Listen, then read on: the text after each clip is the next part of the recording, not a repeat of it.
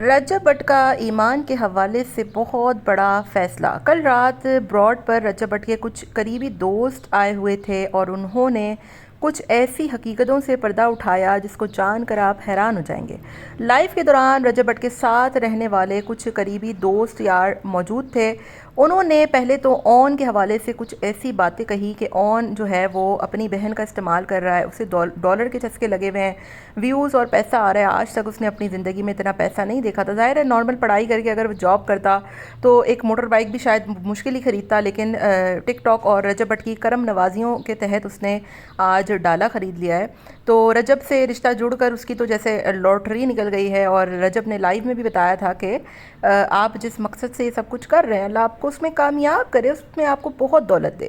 تو اون کا تو یہ سلسلہ ہو گیا، اور وہ شاید بھول گیا ہے کہ کیوان اور ایمان جو ہے وہ ان کا رشتہ ابھی رجب سے ختم ہوا نہیں ہے۔ آپ کو یاد ہوگا کہ رجب بٹ نے پچھلے دنوں ایک پوسٹ لگائی جس میں اس نے غلطی سے لکھ دیا تھا کہ ایمان میری بیوی نہیں ہے، میں نے رشتہ ختم کر دیا ہے، اور تھوڑی ہی دیر میں وہ پوسٹ ہٹا لی گئی۔ لوگوں کو لگا کہ وہ پوسٹ شاید اون کے ڈر سے ہٹائی ہے، لیکن نہیں، اس میں ایمان سے رشتہ ختم کرنے کا رجب نے لکھ دیا تھا، جس کی وجہ سے انہوں نے وہ پوسٹ ہٹائی اور بعد میں اس کو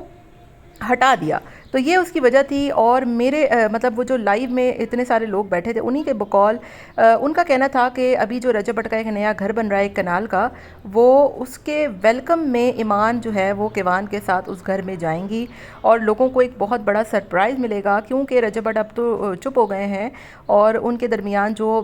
تعلقات ہیں وہ بحال ہونے لگے ہیں۔ بہت جلد آپ لوگ دیکھیں گے کہ ایمان اپنے نئے گھر میں رجب بٹ کے ساتھ جائیں گی۔ اس کے بعد اون کیا کرے گا، اور اس کے بعد جس طریقے سے اون نے اپنی اس پورے عرصے میں دکانیں چمکائیں اور پوری جو ہے وہ ایمان کے حوالے سے باتیں کی، پھر اس کے بعد اس کا کانٹینٹ کیا رہ جائے گا۔ بہرحال میں آپ کو ایک بات بتا دوں، یہاں پر چاہے کوئی ایمان کا فالوور ہو یا رجب کا،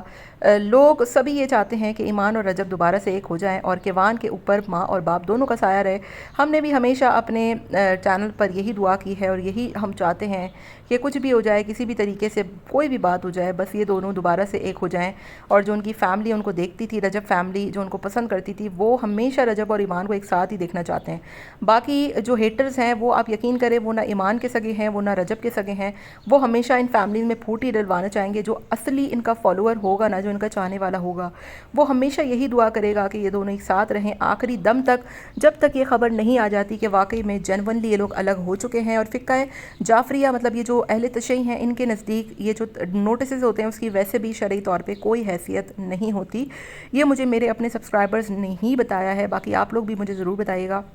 ملتے ہیں نیکسٹ ویڈیو میں، اپنا بہت خیال رکھیے گا۔ Till then take care, tata bye bye, اللہ حافظ۔